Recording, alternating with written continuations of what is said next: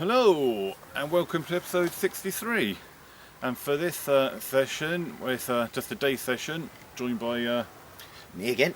Keith again. Yep, we haven't seen him for a couple of episodes now, so it's time he was back again. So for this day session we've travelled down to Stowe on the Wold area, and we're at Chad Lakes. We're on the day session lake here because well, I haven't got 800 quid to spend to be on the Syndicate Lake here, which was where the famous black guy used to live, but sadly died a couple of months ago. Anyway, we're already fishing. Me and Keith have both had a run each already. Unfortunately, it's that strange occurrence where you lift your rod up and there's nothing there. So yeah, anyway, leave it there and come back hopefully with some more fish. So Definitely. until then, let's go fishing.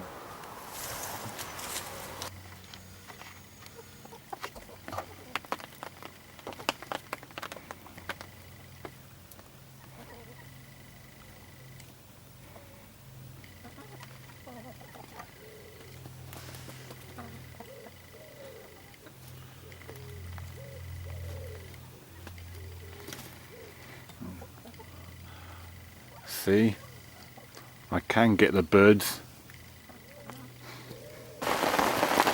Right guys, me and Keith have been fishing a couple of hours now, and at the moment obviously still nothing landed. We've both had a couple more bleeps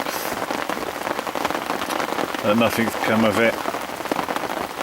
I thought I'd do a bit of an update, show you the kind of weather we're fishing in today for this session. The weatherman did say it was going to be rainy on and off all day, and so it has been so far. Just before it started raining, there were some fish showing on top.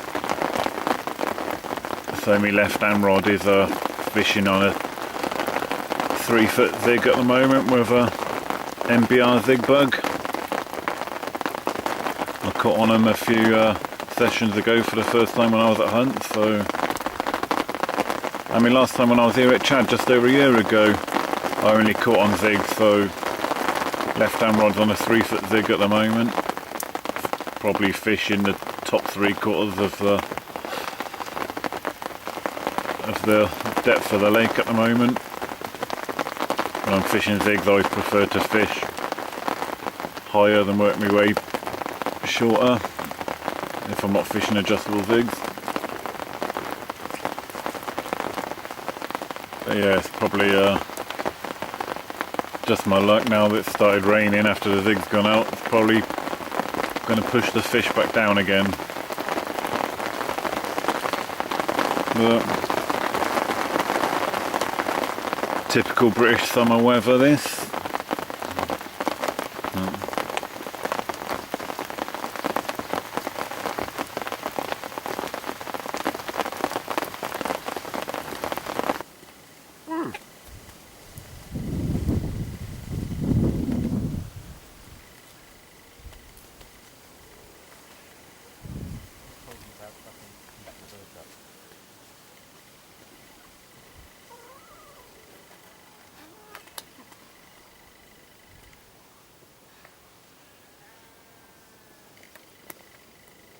Oh, you cheeky buggers, leave me sandwich alone. Food. Oi!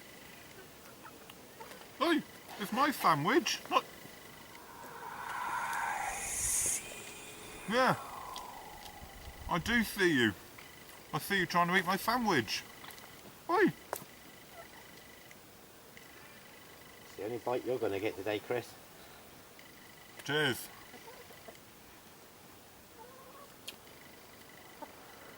Yeah.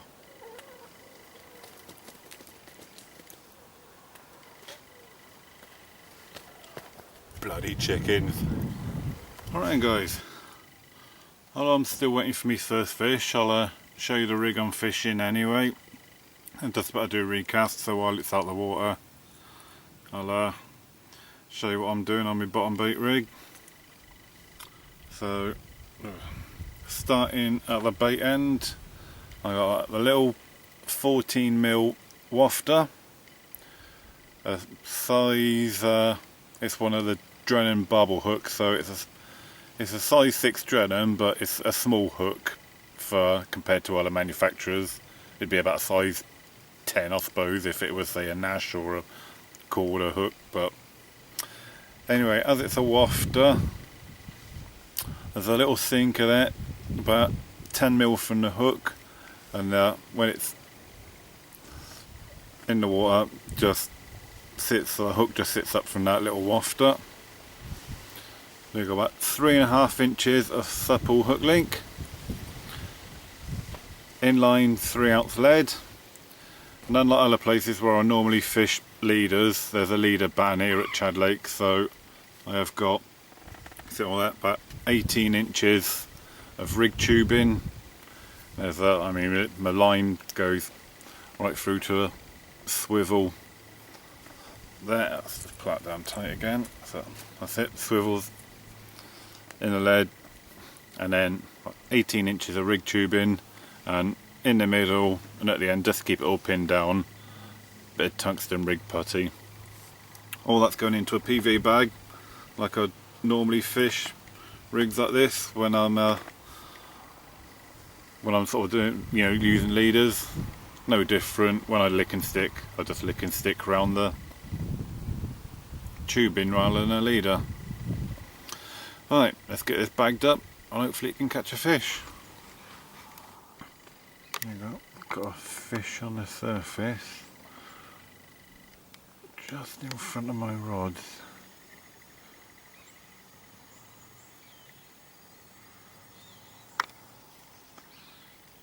It's been like that all around the lake. Been firing out some floating pellets. I'm trying to get them feeding on the surface, but where there's a bit of bird life on the lake, the bird life's just getting to the floating pellets before the fish are. Every time I see a showing fish, I'm sort of casting a zig, which is currently on my right hand rod now. Yeah, casting sort of the zig sort of just in front of it, hoping that it will take it. I've shortened it down now from sort of just over 3 foot, which it was, to about 2.5 foot, because I was casting to the margin over there with it, so I made it a bit shorter.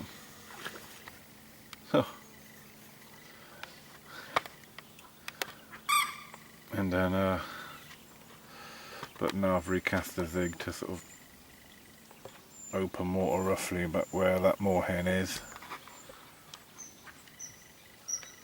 After that splash, maybe I should recast it just in front of my rods.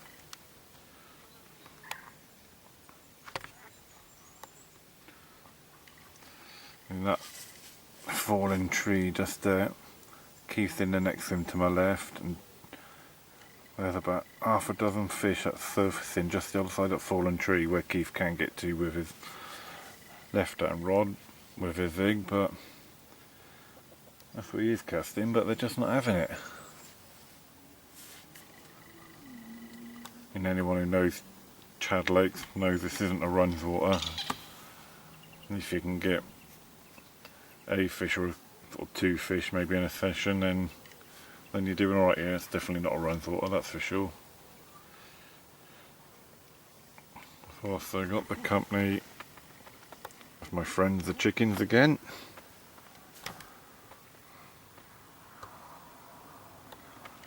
And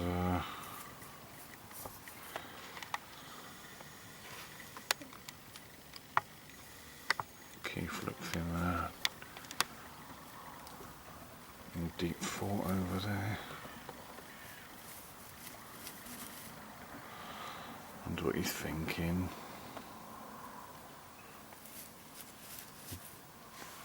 Rigs, bait, tactics. What is he thinking?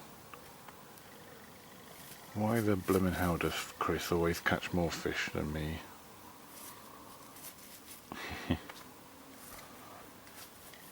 Oh, careful, scratch your head, Keith, you'll get splinters. Oh, what's he doing now? Oh, he's going into a bag of goodies. What's he pulling out? What's his tactics? Can we see?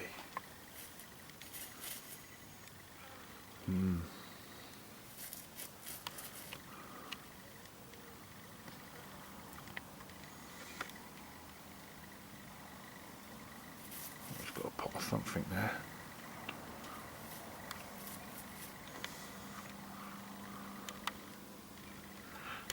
Looks like he's about to do something.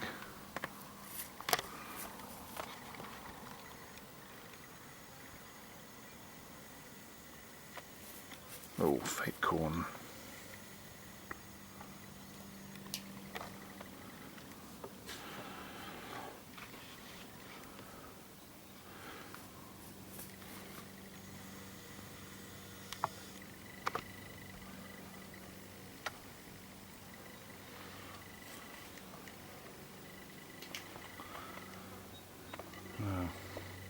Hopefully one of us will get some up, but it's don't know, it's just that feeling already like it's already going to be a blank session. Hopefully one of us can get some up, but it's just got that feeling of blank all over it. Right. Oh, the line's twisted around the end of the rock. Right. Do you need a hand with that? Quick. Can you get the line's caught around the end of the rock? I'll walk back. Can you get this twisted at the top of the fucking line? That's it. Cheers, mate. Oh, it's gone on the fucking ring. Right. One of us has just hooked into a fish. Nice one, it's on. Common. It was Keith. In the margins. There's a willow tree just over there. Yeah, he's left right in that under that willow tree. Do you want me to net it for you? You can do if you want, mate. Yeah. Bump, so I've got to watch him. He's bumping on that line.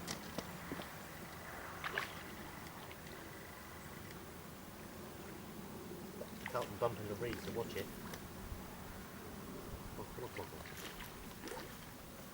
Bottom bait or zig? Bottom. That one's I used for Welford. So try it out, see if it gives it, and it did. Oh. You a nice one? Oh, it's off the net. There it is. Right, it's just under the net actually, I could just see him bumping on the net. Yeah, down by the reed. Is he in? He's in the net. Not a monster by any means, but it's a welcome. We've got a fish. Yeah, it's not a bad one actually, is it? Long and lean. Low double. Yeah. See? What is it? I think he bumped a couple of times on that fin, I thought. Right. Oh, that. Rest him there while we get the unhooking mat ready. Lovely. There's a fish. Oh, slippery. There we go. There we go. Hard work trying to get them in. They were there, but they weren't having any of it. It's £11.11. Well pleased, actually. Yeah. A lot of hard work. I caught this on tuna fish, a boilie. So, whether he just fancies for the day or whatever. But anyway, let's get her, or him, back actually. Just going to take a snapshot of it.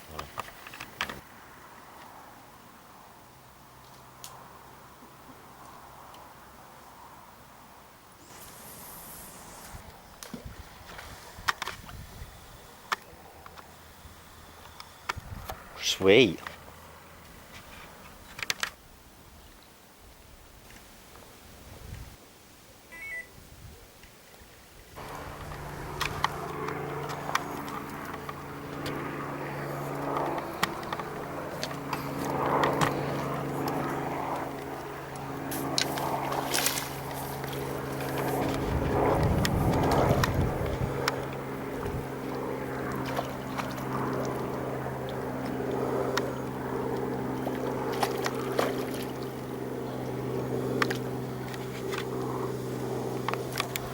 Right guys, taking some persistence. Only about an hour of the session left to go. Casting into that gap in between the island and the overhanging trees. Paid off. Been casting into there regularly all day. I knew it had to produce a fish, it just looked very carpy. Fluffed it up a few times by hitting the trees, but got there in the end. Only a little 5-pounder, but it means I haven't blanked. I'm happy. Right then guys, we've come to the end of our day session. Like I said, it was only a short sort of 10 hours fishing today, wasn't it? 10, 11 hours, something like that. So neither of us blanked, which is a good result for Chad Lake, so we're both happy with that.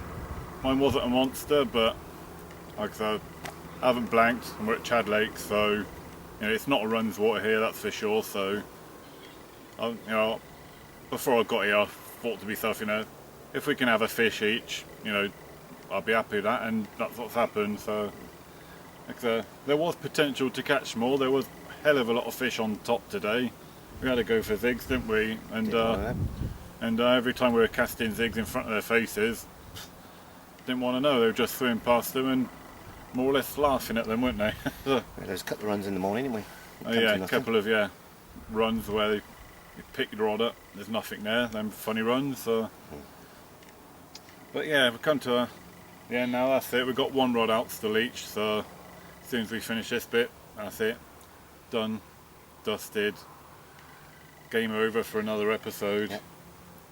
Right, thanks for watching this episode. We'll see you next time. Probably won't be for quite a while now, because after this session I'm back at work full time now, so yeah, so I don't know when I'll be fishing again. Anyway, thanks for sticking with this episode, and I'll see you next time. Tight lines.